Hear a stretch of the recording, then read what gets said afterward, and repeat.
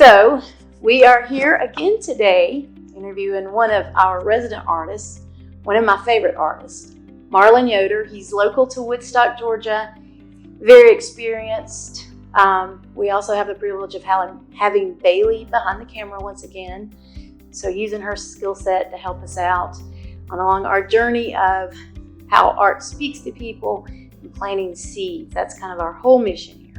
We want to expand and expose and plant seeds in the art world. So welcome. Thank you. I'm so excited. So excited. We have a lot of good stuff coming, a lot of good things in the works for the gallery. And I know that you'll be a part of that. Tell us a little bit about kind of your background and what got you to this point today, how you sort of evolved and found your niche. My background you would never thought I wouldn't become an artist because of being raised Mennonite back in I was born in '53. So I grew up in an era where we were conservative enough that art was just not a thing, but it was always in me. So I knew really young that that's who I was. And in school, you find that out. Excuse me, the artists that we all kind of gravitate together. And so I knew that I had something, but in terms of what I would do with it, I had no idea. And I mean, I have very clear memories of walking through fields like in snow up in Ohio, and like cornfield with the shock still sticking out, and just wondering, like 4th, 5th grade, how do I get out of this little town? I grew up in a great little town called Hartfield, Ohio, and very, like what you call a sleepy farming community, and still very much that way. And most of my family still lives there, and I love my family, and I love Hartfield, but I knew I couldn't stay there. I knew I couldn't accomplish my goals.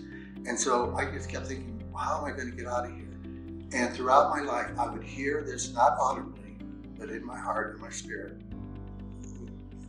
God's voice saying, you're going to succeed. You are going to make it. And those were my words from how he spoke to me. I don't know if God says you're going to make it or not, but that you're going to be an artist, you're going to be successful. And I just never saw how it would happen. And then as I got older, I realized that, okay, I can't make a living as a painter. In fact, I wasn't even a painter yet. I knew that's what I wanted to do. And so I watched Bewitched. I liked what Darren did. He was an advertising guy. I said, okay, that's what I'll do. And I got into it. And I was in it for over 20 years. And the first job I had was retail advertising. And I remember being frustrated because the clients controlled everything. And the lady I worked with, I was 19, and she was probably in her 50s by then. And she just said, Marlan, I'm going to tell you right now, you will never be fulfilled creatively doing this work. And so you need to learn that now. And I was like, she planted a seed. She planted a seed. Yeah. This is what I'm going to do. And then I would paint on the side. Yeah. And that's ended up what I did. Of course, I never loved advertising. I was decent at it. I don't know if I was good at it. I had my own agency for, I think, 7 years. And my wife worked with me. We were a small agency, and I would hire other artists to do freelance work. But I was always, wanting to write, wanting to paint. And so I just kept doing that. We moved down here in 1992, so I've been here 30 years. And took me to pursue art, and Cheryl to pursue her work in business. And she'd done that, been very successful. And I wanted to work in a frame shop, get out of advertising. And no one would hire me because I didn't have any retail experience.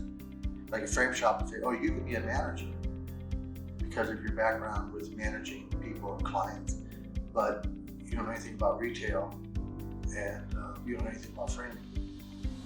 And I said, well, how do you learn framing? You do that in high school. They hire people in high school, not old farts. So, some of us are late bloomers. That's okay. Yeah, and I worked at Sunglass Hut, and it was very humbling, humiliating. In fact, I would sometimes call Cheryl and say, can you imagine Edgar Allan Poe doing retail? I said, I want to kill these people. I'm not literally killing people. I wasn't meant to do that. Right. But I actually did really well with it. I would win awards and everything. But I hated pretty much every moment I was there. But it was really good for me because it humbled me, and it gave me a chance to, do something I really didn't want to do, and it made me, I think, a better person for it. And so then I got into framing and all that, and kept on painting. And then in 2011, I really heard God's voice very clearly. He said, "Go all out, go for it." So I did, and I started painting full time. And Cheryl had a dream, and we're not. I mean, I believe in God speaking through dreams because I know He has with people, but never through me in that way, and never through Cheryl in that way. She, at the same time, the same morning, He told me what He wanted me to do. We were on our way to church, and I told her, and she said, "Well, you're not going to believe this." She told me this dream, and it was for her to support me. Technically, she had to support me financially because I wasn't going to be making any money for a while. And but then what ended up happening, I started doing these. I went into deep depression after I shut the gallery down in 2009, and was just, lost. And I started doing these Tree of Life paintings that our pastor had talked about, this teaching on the Tree of Life. And it's not a New Age thing; it's a Christian thing. The Tree of Life basically is a metaphor for Jesus. And instead of us doing the heavy lifting and trying our hardest to be good, that because it's kind of hard, that we rely on Jesus to do the heavy lifting and literally lean on Him. And I would do that. And I was in depression for 2 to 3 years. And in 2011, when I started painting full time, it just, one morning I woke up and realized, oh wow, I'm not depressed anymore. I mean, I didn't go to a shrink, I went to a counselor who helped me. And she was a Christian counselor. And so she was helpful. But that was, there again, more spiritual stuff, had nothing to do with art or anything like that. You have to find your purpose. Yeah. That's a large piece of it. And it just kind of happened. It filled up the halls in our church, His Hands Church. I had no idea how many pieces were there, but it's quite a few. Mm-hmm. And I've sold a lot through there, which was never a goal. Right. But I do sell them there. But it just works. I'm free selling here. Me too. I don't have to give a commission there. We'll share. Well, and Marlan's Work is actually in several places. So most of your work right now is at your church, yes, at His Hands. I actually purchased my own personal piece from Marlan for my own private collection because I saw that piece at a local restaurant. And so a lot of places around Woodstock also allow artists to hang artwork, and they try to promote. And then, of course, here we've sold several pieces of Marlan's Work, and people come in and they comment. Quite often, art catches a person's eye. So people will walk in and you can see them kind of scan the place, and then they'll kind of land on a certain piece that speaks to them. And quite often that's your work, and it's been described as, euphoric, as calm, as fantasy, happy. A lot of people use that word. It's just happy. It kind of takes me to a different place, a dreamy place. And I believe people have said, kind of that spiritual calm place. So where your work is not realism in the traditional sense, right? And you're not, as you said, and we've talked, you're not painting something that looks like that perfect photograph. You're trying to add something extra to it. And I think that is definitely what people pick up on. And you have one fan that's bought several pieces. Yeah, that's pretty cool. And I had the privilege of kind of walking through their house, and it's just beautiful. It's beautiful in that setting. So, and it absolutely speaks. And that's what they wanted. They wanted the art to kind of speak to that environment. And I mean, even the dogs, when they walk in the room where your work is, they're just calm. They're not yelping and hyper, and they're just calm. The flies. So. And a bird actually pooped on one of my paintings Oh, well. I look at them outside, and that's a weird thing to say, but a bird sat on it. I thought, that's kind of cool. And then right down. I guess it was giving you kind of like, this is my blessing, my approval. That would have been an awesome photo too. Yeah, but I just cleaned it up, of course. So now you're full-time artist, and you're painting, but working on some other arts as well. And your sons, they have their own artistic abilities, and we've talked about that. So they've kind of got that gene, kind of passed that on. And in terms of kind of planting seeds, we plant seeds for our children. So my understanding is you've encouraged them in their creativity as well. So you're helping them to plant seeds so that their future will evolve too, and it'll go in the direction it's meant to be. So there's a legacy there. I mean, how cool would it be that a few years from now, your grandkids or even great-grandkids are like, well, this started with our grandfather. This started with our great-grandfather. Yeah, I hear people talk about who are really proud of it. Usually their granddad, but sometimes their grandma, who is really talented artist. And I would kind of get a kick out of that. We were talking with the boys on Sunday, two of them, Josh and Graham, and we were going to, just talking about when they were little and all that. And when they were big enough to walk and talk, they would want to come in the studio. So when they were really little, it was dangerous. I would actually have a gate up on the door so they couldn't come in. But when they'd come in, I would say, "Oh, can we come in?" I said, "Yeah, but you have to work. If you're going to come in the studio, you can't play, and you can't bring any toys. but you can work." And so when they were really little, they would make books, and they would write them, and they would draw them, and then I would write the words that they would dictate to me.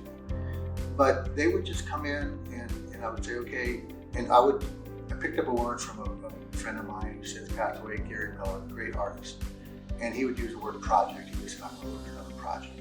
So that I would use that word. And so when they were 3 years old, they would say, "Well, we want to work on a project." And they'd come in, and I would say, "Okay," and then you can paint. I'd get them set up, and they'd go, "Okay, what should we paint?" And every time I'd go, "Oh no, that's on you." I'm trying to figure that out for myself. Oh, I love it. Back in the day when you don't have, I've got the Tree of Life. I have a series called Escape from Iowa. I have a series called Cow with No Home. I haven't done either of those for a while. But I have those go-to types of things. And so now I have something to fall back on. But when you have nothing, you're just from painting to painting and trying to come up with ideas, it's really hard.